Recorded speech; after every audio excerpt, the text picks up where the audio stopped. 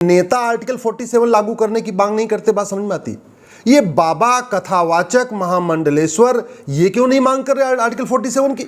Singapore में किसी की हिम्मत नहीं पड़ती नशे ड्रग स्मगलिंग की? हम सिंगापुर जैसा कानून क्यों नहीं बनाते कि जो आदमी ड्रग स्मगलिंग करेगा उसको फांसी दे देंगे? ये नेता लोग पैसा लेके, रात को पैसा लेके हुक्का बार खुलवाते हैं, डिस्को बार खुलवाते हैं, बियर बार खुलवाते हैं और दिन में समाजवाद की बात करते हैं, गांधीवाद की बात होती है, गांधी जी की चर्चा भी होती है, संविधान की बात होती है। लेकिन गांधी जी चाहते क्या थे और संविधान में क्या लिखा था, इस पे न संसद में चर्चा होती है, न विधानसभा में चर्चा होती है, न लोकसभा में होती है, न राज्यसभा में होती है। इस संविधान में एक आर्टिकल 47 है। आर्टिकल 47 कहता है कि भारत को नशा मुक्त बनाना है, शराब मुक्त बनाना है। नशे के कारण करोड़ों माँ बाप अपने नशेड़ी बच्चों से परेशान हैं। करोड़ों हमारी बहनें अपनी नशेड़ी पतियों से परेशान हैं। करोड़ों बच्चे नशेड़ी बाप से परेशान हैं। घर में हिंसा हो रही है, मारपीट हो रही है, घर में तनाव है नशे के कारण। और नशे का कारोबार इतना बढ़ चुका है कि स्कूल कॉलेज तक पहुंच चुका है। स्कूल के आसपास जो चाय की दुकान है वहां नशा बिक रहा है, गांजा बिक रही है, अफीम बिक रही है। कॉलेज के आसपास जो चाय की टपरी लगी है वहां पे जो आपको चाहिए, अफीम चाहिए मिल जाएगी, कोकीन चाहिए मिल जाएगी, भांग मिलता है, गांजा मिलता है, सब कुछ मिल रहा है। देखने में वो सिगरेट का पैकेट होता है लेकिन सिगरेट के अंदर गांजा भरा होता है। और ये सब कौन कर रहा है? ये सब हमारी सरकारें कर रही है। नशे के कारण हमारी संस्कृति बर्बाद हो रही है, हमारी सभ्यता बर्बाद हो रही है, हमारे परिवार टूट रहे हैं, माँ बाप के रिश्ते खराब हो रहे हैं, पिता पुत्र के रिश्ते खराब हो रहे हैं, पति पत्नी के रिश्ते खराब हो रहे हैं नशे के कारण। लेकिन नशे के खिलाफ कठोर कार्रवाई नहीं हो रही है, कठोर कानून नहीं बन रहा है। बलात्कार की घटनाओं का मूल कारण नशा है। रोड रेज का सबसे बड़ा कारण नशा है।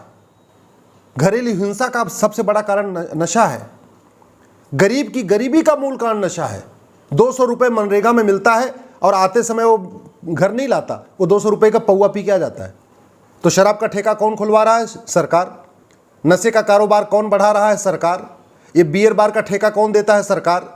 हुक्का बार का ठेका कौन देता है? सरकार। डिस्को बार का ठेका कौन देता है? सरकार। और फिर कहते हैं भारत की संस्कृति हमें बचानी है, सनातन धर्म बचाना है। एक तरफ बात हो रही है कि हमको सनातन धर्म को मजबूत करना है और दूसरी तरफ नशे के कल्चर को बढ़ाया जा रहा है। मैं आप लोगों से निवेदन करता हूं, नशे के खिलाफ आवाज उठाइए। यह संविधान के आर्टिकल 47 लागू करने की बात मांग करिए। और सबसे बड़ी आश्चर्य की बात यह है कि नेता आर्टिकल 47 लागू करने की मांग नहीं करते, बात समझ में आती।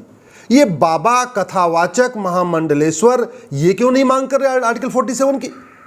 सबको कहते हैं नशा मत करो, नशा मत करो, लेकिन सिंगापुर जैसा कानून बनाने की मांग नहीं करते। सिंगापुर में किसी ने 900 ग्राम गांजा, उसके पास 900 ग्राम गांजा मिला था, सीधे फांसी हो गई। सिंगापुर में किसी की हिम्मत नहीं पड़ती नशे ड्रग स्मगलिंग की।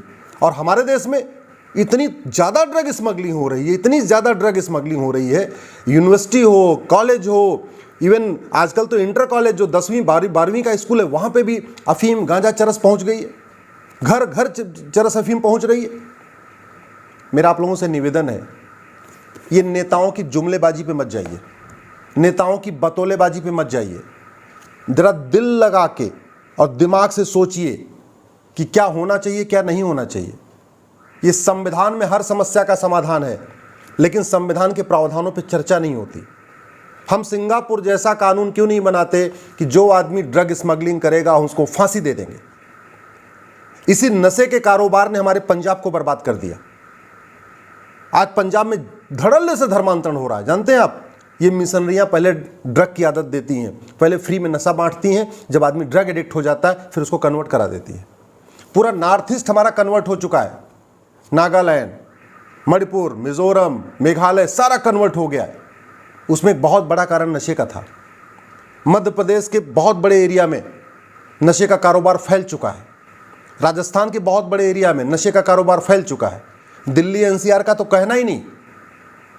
जब नशा बढ़ता है तो अश्लीलता बढ़ती है, नशा बढ़ता है तो बलात्कार बढ़ता है, नशा बढ़ता है तो हिंसा बढ़ती है, नशा बढ़ता है तो भारत की संस्कृति खत्म होती है। नशे के कारण हमारी सभ्यता खत्म हो रही है, हमारे तीज त्योहार खत्म होते जा रहे हैं। नशे के कारण हमारी जो पुरानी संस्कृति रही है, हमारे जीवन शैली की जो जीवन जीने की आदत है वो खत्म होती जा रही है। एक तरफ हम योग का प्रचार कर रहे हैं, दूसरी तरफ हम हुक्का बार खुलवा रहे हैं। एक तरफ हम कह रहे हैं सबसे योग करो और दूसरी तरफ हम बियर बार का लाइसेंस दे रहे हैं। सरकार का एक डिपार्टमेंट बियर बार खुलवाता है, हुक्का बार खुलवाता है, डिस्को बार खुलवाता है, और दूसरा डिपार्टमेंट ऐड देता है नशे से सावधान रहो, नशे से बचो। ये दोहरा मापदंड नहीं चलेगा। मैं आपसे निवेदन करता हूं, आप अगर चाहते हैं वास्तव में सनातन संस्कृति मजबूत हो तो नशे के खिलाफ आवाज उठाइए। आप अगर किसी मठ से जुड़े हुए हैं तो या आप किसी की कथा सुनते हैं, किसी को अपना गुरु मानते हैं, तो जाकर उससे कहिए कि गुरुदेव आप सारी बात करते हैं, नशे के खिलाफ कठोर कानून की मांग क्यों नहीं करते? ये महामंडलेश्वर कथावाचक, कृष्ण कथावाचक, राम कथावाचक जो दुनिया में हजारों की संख्या में है, ये आर्टिकल 47 लागू करने की मांग क्यों नहीं कर रहे? ये जो समाजवाद की बात करने वाले, अंबेडकरवाद की बात करने, गांधीवाद की बात करने वाले, राष्ट्रवाद की बात करने वाले, दुनिया भर की बातें करने वाले, ये आर्टिकल 47 लागू करने की मांग क्यों नहीं करते? ये सांसद और विधायक जो दुनिया भर का पाखंड करते हैं सुबह से लेकर शाम तक, ये आर्टिकल 47 लागू करने की मांग क्यों नहीं करते? ये समाज सेवी और एनजीओ चलाने वाले, अपने आप को राष्ट्रभक्त कहने वाले, ये आर्टिकल 47 लागू करने की मांग क्यों नहीं करते? क्या भारत अब नशे के कारोबार से चलेगा? क्या सरकार को परिवार बर्बाद करने से खुशी मिल रही है? पूरा परिवार का परिवार तबाह हो रहा है और सरकारें शांत है। वो किसी की सरकार हो, XYZ किसी की सरकार हो, नशे पे सब मौन है। कोई भी सांसद हो, कोई भी विधायक हो, कोई भी मंत्री हो, आर्टिकल 47 लागू करने की मांग नहीं करता। मैं आप लोगों से हाथ जोड़ के निवेदन करता हूं, ये सुबह से लेकर शाम तक हिंदू मुसलमान, शमशान कब्रिस्तान, सनातन, इसकी चर्चा करिए, लेकिन कभी जरा अपने घर की चिंता करिए, अपने परिवार की चिंता करिए। वास्तव में सनातन संस्कृति को बचाना है तो नशे के खिलाफ, हुक्का बार के खिलाफ, बियर बार के खिलाफ, डिस्को बार के खिलाफ आवाज़ उठाइए। वास्तव में सनातन की चिंता है, भारत की चिंता है, भारत की संस्कृति की चिंता है, भारतीय परंपरा की चिंता है। तो आर्टिकल 47 लागू करने की मांग करिए। ये आर्टिकल 47 संविधान में लाने के लिए बाबा साहब अम्बेडकर ने बहुत अच्छी बहस किया था। बाबा साहब अम्बेडकर चाहते थे भारत नशा मुक्त, शराब मुक्त हो। गांधी जी चाहते थे नशा मुक्त, शराब मुक्त हो। तो वास्तव में अगर आप गांधी जी को मानते हैं, गांधी जयंती मनाना चाहते हैं, तो इस बार 2 अक्टूबर को पूरे देश में नशा मुक्त भारत और शराब मुक्त भारत के लिए गोष्ठी आयोजित करिए। इस बार 2 अक्टूबर को अपने सांसदों से मिलिए, अपने विधायकों से मिलिए, और अकेले अकेले नहीं, 10 आदमी का ग्रुप बना के, 20 आदमी का ग्रुप बना के इस बार 2 अक्टूबर को अपने सांसद को पकड़िए, अपने विधायक को पकड़िए और उससे पूछिए कि ये संविधान का आर्टिकल 47 कब लागू होगा। सामूहिक रूप से 20 लोग, 50 लोग, 100 लोग इकट्ठा होइए, आप हाथ में प्ले कार्ड लेके जाइए, पूछिए आर्टिकल 47 कब लागू होगा, भारत नशा मुक्त कब होगा, भारत शराब मुक्त कब होगा, ड्रग स्मगलिंग कब खत्म होगी, ये जो हुक्का बार चल रहा है, बियर बार चल रहा है, डिस्को बार चल रहा है, ये कब बंद होगा। सच्चाई तो ये है, आग लगाने वाले वही हैं जो पानी लेके दौड़ते हैं।